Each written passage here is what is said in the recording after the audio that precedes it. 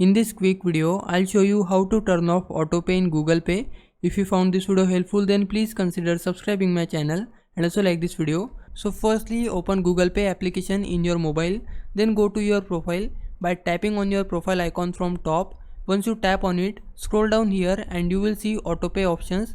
Just click on it and then here you will see three options. First is live, second is pending and third one is completed. So all of the live or activated autopays are here and the pending autopays will be here and completed will be here.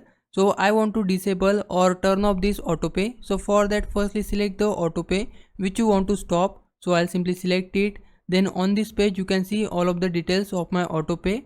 I want to cancel it. So for that, tap on cancel autopay from bottom and then it will ask you to provide your bank UPI pin.